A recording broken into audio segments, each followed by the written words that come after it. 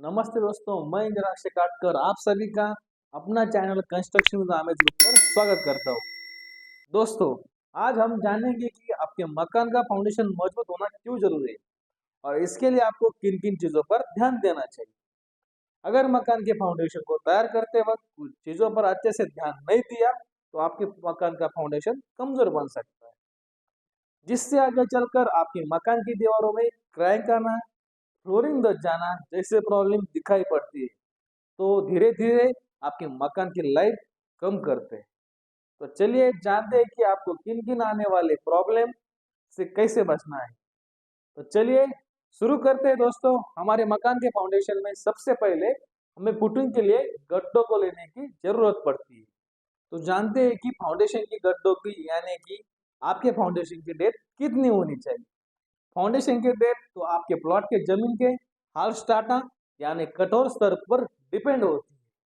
अगर जमीन का हाल स्टार्टा ठीक है तो उससे फाउंडेशन की डेप्थ 6 से 6 फुट तक ले सकते हैं, पर अगर ब्लैक सॉइल हो तो 7 फीट से भी ज्यादा डेप्थ लेनी पड़ सकती है। यह सभी प्लॉट की सॉइल और उसकी बेरिंग कैपेसिटी पर डिपेंड होता है। कुछ स्पेशल केसेस में जियोलॉजिकल इंजीनियर से आपका प्लॉट की सॉइल बेरिंग कैपेसिटी निकलनी पड़ती है। उसके बाद ही मकान के फाउंडेशन की डेप्थ तय की जा सकती है। जब आप मार्कआउट करेंगे तो याद रखिए कि मार्कआउट के लिए प्लेन और साफ सरफेस वाला प्लॉट चाहिए। इसके साथ ही मार्कआउट करने के लिए आपको सेंटर लाइन प्लान की जरूरत पड़ेगी, जिसमें आप सिविल इंजीनियर आपको बता देंगे कि आपके प्लॉट का मार्कआउट किस तरह से आने वाला है और आपके मकान की फाउंडेशन के लिए गड्ढे कहाँ कहाँ लेने हैं और किस गड्ढे की साइज क्या है, जैसे उसकी विड्थ और लेंथ कितनी लेनी है। इसके साथ ही उन गड्ढों की डेप्थ कितनी लेनी है, वो ये सब आपको प्लान के हिसाब से डिजाइन करके दे देंगे। सेंटर लाइन प्लान के बाद प्लॉट का मार्कआउट करने से पहले आपको प्लॉट की साइड से लकड़ियों की बाउंड्री तैयार करके लेनी पड़ती है, जिस पर आपके मिस्त्री या ठेकेदार या कॉन्ट्रैक्टर लाइन डोरी से अच्छे लगा सके, ताकि लाइन डोरी हिले ना। लाइन डोरी का फिक्स करना इसलिए जरूरी होता है, इसमें दो बातें आती है। पहली बात आती है जिस टाइम आप मार्कआउट करने से पहले आपको गुना करना पड़ता है, उसको बोलते हैं राइट एंगल, क्योंकि उसकी मार्किंग सही से मिल सके। गलत मार्किंग आने पर आपके कॉलम बेंड हो जाएगी, जिससे आपका पूरा प्लान खराब हो जाएगा और आपकी भारी नुकसान भी होगा।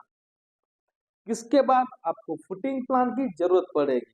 आपके इंजीनियर से पहले ये बन के रखा होगा, जिससे आपके मिस्त्री या ठेकेदार को ये पता चलेगा ये कहाँ पर किस साइज की और किस टाइप की फुटिंग आएंगी, जैसे box footing, trapezoidal footing, eccentric footing, combined footing, pad footing, spread footing, slow footing और मैट फुटिंग। तो आइए जानते हैं इसके अलावा आपको किन किन चीजों पर ध्यान देना चाहिए ताकि आपके मकान के फाउंडेशन स्ट्रांग हो। एक बार आपके गड्ढों का साइज फिक्स हो जाए तो आपके गड्ढों का एक्सकवेशन यानी कि खुदाई करना शुरू कर सकते हैं। फुटिंग के लिए गड्ढों के लेते समय आपको यह ध्यान देना जरूरी है कि गड्ढे का साइज आपके फुटिंग के साइज से बड़ा होना चाहिए। क्या होना चाहिए? फुटिंग के साइज से ज्यादा गड्ढे की साइज बड़ी होनी चाहिए, ताकि आपके मिस्त्री आपके फुटिंग के साइज में सेंटरिंग काम करने के लिए जगह मिल सके। यानी अगर आपके फुटिंग का साइज 4x5 फुट है, आपके गड्ढों का साइज 6x7 लेना चाहिए। इसकी दो वजह होती है। पहली वजह ये है कि आप जब जेसीबी मशीन से 4x5 पर खुदाई करेंगे तो हमारा गड्ढा जो है वो नीचे आते आते नैरो होने लगेगा, यानी छोटा होने लगेगा। हमारा 4x5 का फुटिंग का गड्ढा नीचे आते आते 3x4 फीट तक कम हो सकता है। इस वजह से हमारी फुटिंग गड्ढे में नहीं बैठ सकेगी। और दूसरी वजह है कि अगर आप गड्ढे को छाटकर एक साइज में ले भी आते हो तो फुटिंग तो बैठ जाएगी, पर सेंटरिंग लगाने के लिए आपके मिस्त्री को जगह नहीं मिल पाएगी। पर जब हम हमारे गड्ढों को साइज का 2-2 फीट तक ज्यादा लेते हैं तो हमारी फुटिंग भी अच्छे से बैठती है और हमें सेंटरिंग काम करने के लिए भी जगह बच जाती है। दोस्तों, जब आप फाउंडेशन रेडी हो जाए तो दोबारा से मार्किंग कर ले और ये चेक करके ले कि कॉलम की पोजीशन गड्ढे के हिसाब से ठीक है या नहीं।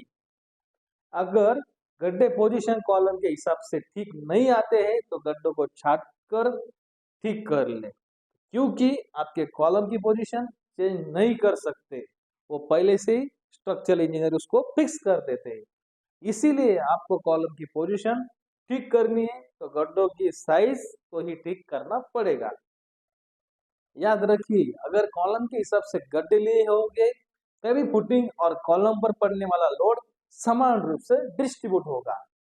उसके बाद फाउंडेशन के गड्ढों में पीसीसी किया जाएगा, जिसकी मोटाई उसके प्लान के हिसाब से होगी। पीसीसी करते वक्त ये ध्यान देना चाहिए कि पीसीसी एक लेवल में आनी चाहिए, नहीं तो उस पर आपके फुटिंग की जाली अच्छे से रेस्ट नहीं हो पाएगी और उसके नीचे लगने वाली कवरिंग भी ठीक से नहीं लग पाएगी। इसके साथ ही आपके बिना काम के मटेरियल ज्यादा लगेगा, वो अलग। कुछ लोग ऐसे जो फुटिंग के नीचे पीसीसी करने के बजाय उसके नीचे सीधे ईंटों को ही लगा देते हैं ताकि पीसीसी करने का खर्चे से बच जाए, पर 100% ये गलत तरीका है। इस तरीके से आपके पैसे तो बचेंगे पर आपका फाउंडेशन नहीं बचेगा। आइए जानते हैं कैसे। वैसे तो आप सभी जानते हैं कि ईंटें कंक्रीट से ज्यादा लोड नहीं ले सकती है, फिर भी उन्हें फुटिंग के नीचे लगा दिया जाए तो वो सीधा जमीन में कांटेक्ट में आकर जमीन के मॉइस्चर की वजह से वो ढहना शुरू कर देंगे। इससे आपकी फुटिंग बैठने लगेगी और इसके चलते आपके मकान का लोड दीवारों पर बढ़ जाएगा और उनमें भी दरारें पड़ना शुरू हो जाएगा। पीसीसी करने की बजाय ईंटों का लगाना आपको बहुत भारी पड़ सकता है। इससे बचने के लिए फुटिंग को लगाने से पहले फुटिंग के गड्ढों को अच्छे से पीसीसी करना बहुत जरूरी है। क्या है? पीसीसी करना बहुत जरूरी होता है।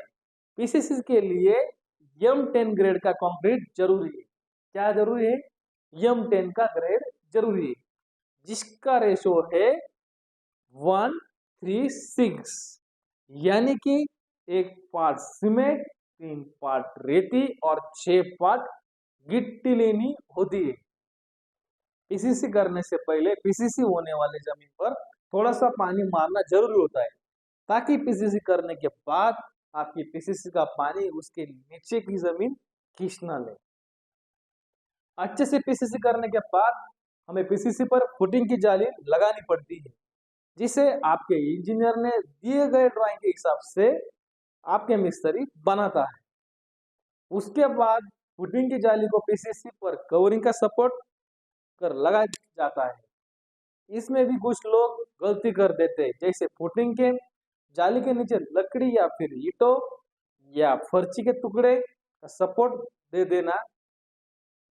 जब लकड़ी या ईंटों की कवरिंग दी जाती है तब वो सीधे फुटिंग स्टील के कांटेक्ट में आ जाती है, जिस वजह से स्टील में रस्टिंग यानी गंज पैदा होने लगता है, जो धीरे धीरे आपकी फुटिंग को बर्बाद कर देता है। अगर आपको इस बर्बादी से बचना है तो आपके मार्केट में मिलने वाले स्टैंडर्ड कवर बॉक्स का इस्तेमाल करना चाहिए। अब होता है फुटिंग के साथ सेंटरिंग का काम, जिसे कुछ ठेकेदार या मकान मालिक बिना किए ही फुटिंग के गड्ढे में कंक्रीट भर देते हैं। बिना सेंटरिंग का काम किए ये अगर फुटिंग के गड्ढों का कंक्रीट से भर दिया जाए तो यकीनन इससे इससे ठेकेदार का फायदा होगा। क्या होगा? ठेकेदार का फायदा होगा। हाँ, इससे उनका सेंटरिंग और सेंटरिंग को लगने वाले में खर्चा होने वाला पैसा बच जाएगा। क्या हो जाएगा? उनका सेंटरिंग और सेंटरिंग में लगने वाला पैसा बच जाएगा। तो हुआ ना उनका फायदा।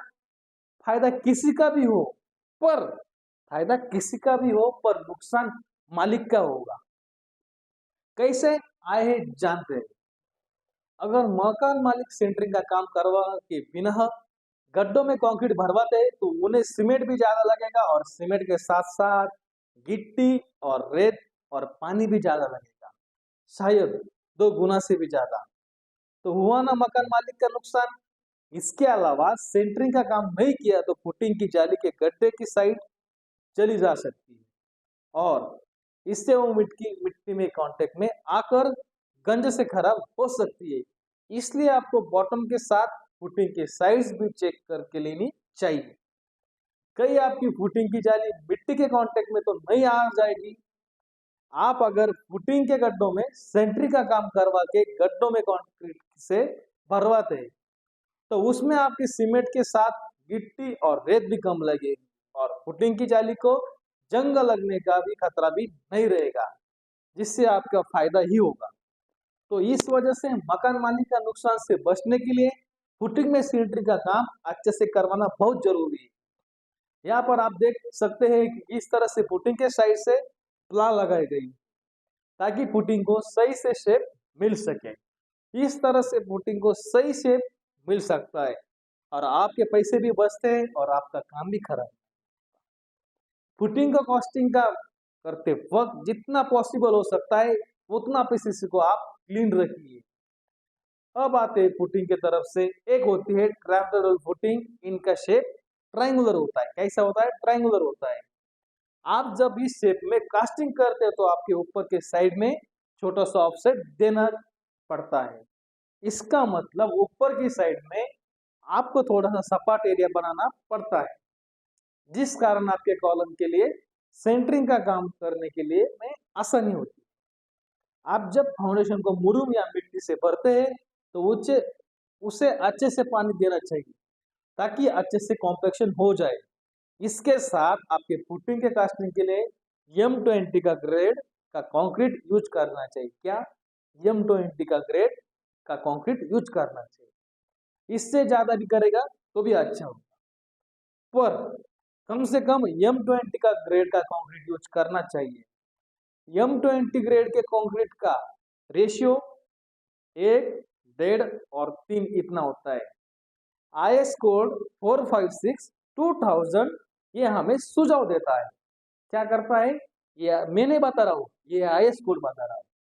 इसका मतलब है कि 1 पार्ट सीमेंट, 1.5 पार्ट सैंड यानी रेती, 3rd पार्ट यानी कि एग्रीगेट यानी कि गिट्टी लेनी होती है। इसमें आपको बिल्कुल भी चेंज नहीं करना पाए। वैसे तो M20 ग्रेड में सीमेंट के लिए 30 लीटर का पानी का इस्तेमाल किया जाना चाहिए, पर साइट पर काम आसान होने के लिए कुछ कंक्रीट में ज्यादा पानी मिक्स कर लेते, जिससे कोई कंक्रीट की स्ट्रेंथ कम हो जाती है। इसके अलावा जो इम्पोर्टेंट बात है वो ये है कि आपके फुटिंग को कम से कम 8 से 10 दिन तक पानी देने की जरूरत पड़ती है। आप उससे भी ज्यादा पानी दे सकते हैं। और आपकी फुटिंग को कम पानी देंगे तो आपकी फुटिंग जमीन से पानी खींच सकती है। इससे बचने के लिए आपको कम से कम 10 दिन तक पानी देना पड़ेगा। इस तरह से काम करने पर आपका फाउंडेशन सही से बनेगा। अमेज ग्रुप की ओर से हमें उन सभी ठेकेदारों का आभार व्यक्त करते हैं जो सही नियमों का पालन करके मकान बनाते हैं, जिसकी वजह से मकान मालिकों के चेहरे पे पर खुशी देखने को मिलती है। दोस्तों, आपके कंस्ट्रक्शन फील्ड के बारे में कुछ भी सवाल हो तो हमें कमेंट जरूर करें। आने वाले वीडियोस में हमारे आपको सवालों के जवाब देने की कोशिश जरूर करेंगे। और आपसे एक निवेदन है कि अगर आप इस चैनल पर नए हो तो हमारे चैनल को सब्सक्राइब जरूर कीजिए और बेल आइकन को प्रेस कर दीजिए। इसको आपकी हमारी आने वाली वीडियोस के नोटिफिकेशन मिलते रहेंगे। तब तक गुड बाय, नमस्ते।